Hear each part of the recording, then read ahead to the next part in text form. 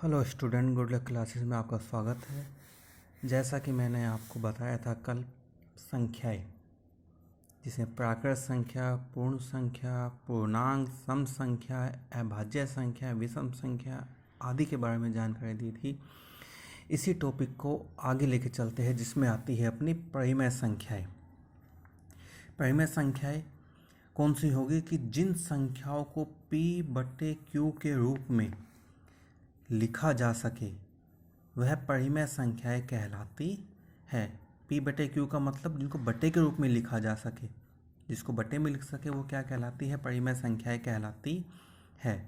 जहाँ P और Q पूर्णांक होते हैं, पूर्णांक का मतलब कोई ना कोई अंक होते हैं, तथा जहाँ Q का मान नॉट इक्वल 0, यानी Q की वैल्यू जो है यानी 0 नहीं होनी चाहिए। यानी नीचे वाली संख्या जो है अपॉन में लिखते हैं P/Q, तो Q का मान 0 नहीं होना चाहिए।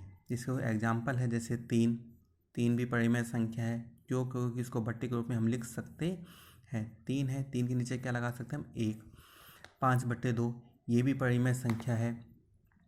-2/3 ये भी परिमेय संख्या, और 4 आदि, यानी जिसको हम बटे के रूप में लिख सके वो क्या कहलाती है? अपनी परिमेय संख्याएं कहलाती है।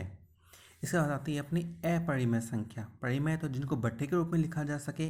अपरिमेय जिन संख्याओं को P/Q के रूप में न लिखा जा सके, यानी जिनको बटे में नहीं लिख सकते हैं, वो क्या कहलाती है? अपरिमेय संख्याएं कहलाती है। जैसे √3, √2, √5, यानी अभाज्य संख्याएं जो होती है, कल बताई थी अभाज्य संख्या, जो किसी के पारे में नहीं आती या जिसमें खुद के अलावा वो किसी का भाग ना जाए, ठीक है, वो अभाज्य संख्या। तो अभाज्य संख्याओं के जो वर्गमूल होते हैं वो किस में आते हैं? अपरिमेय में आते हैं। और एक पाई भी किस में आता है? अपरिमेय में। पाई का मान होता है 22/7 या 3.14।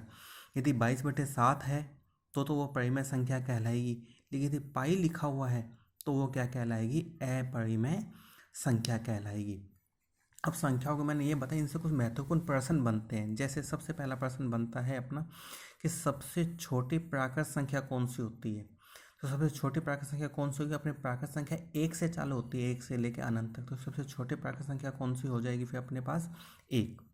इसी तरह से दूसरा प्रश्न, सबसे छोटी पूर्ण संख्या कौन सी है? पूर्ण संख्या कहाँ से चालू होती है? कल बताया था 0 से। प्राकृत संख्या 1 से, पूर्ण संख्या 0 से अनंत तक, इसलिए सबसे छोटी पूर्ण संख्या कौन सी हो जाएगी? अपनी 0 हो जाएगी। सबसे छोटी सम संख्या जिसमें 2 का भाग जाए या जिसमें इकाई संख्या हो, 0, 2, 4, 6, 8 हो, तो सबसे छोटी सम संख्या कौन सी होती है? अपनी 2। सबसे छोटी विषम संख्या बताए जिसमें 2 का भाग ना जाए, तो सबसे छोटी विषम संख्या कौन सी होगी? अपनी 1। सबसे छोटी अभाज्य संख्या, अभाज्य जिसमें खुद के अलावा किसी का भाग ना जाए, तो सबसे छोटी अभाज्य संख्या कौन सी होगी? 2। सबसे छोटी सम अभाज्य, 2 कंडीशन है, सम भी होनी चाहिए और अभाज्य भी होनी चाहिए, तो सबसे छोटी सम अभाज्य संख्या कौन सी होगी? 2 ही होगी, क्योंकि 2 सम भी है और अभाज्य भी है। इसके बाद सबसे छोटी विषम अभाज्य संख्या, विषम होनी चाहिए और अभाज्य भी होनी चाहिए। ऊपर वाले सम और अभाज्य पूछा था, इसमें विषम और अभाज्य संख्या दोनों कंडीशन है, विषम भी होनी चाहिए और अभाज्य संख्या भी होनी चाहिए। तो कौन सी हो जाएगी अपने पास? 3, क्योंकि 1 जो है ना तो सम में आता है ना ही विषम में। कल भी बताया था 1 जो एक यूनिक संख्या होती है, अलग संख्या। तो इससे रिलेटेड कुछ महत्वपूर्ण प्रश्न ये थे। कल इस टॉपिक को और आगे लेके चलेंगे, इन्हीं संख्याओं को। तो इसी तरह से मेरे साथ बने रहिए। थैंक यू, कल फिर मिलेंगे। Okay, bye.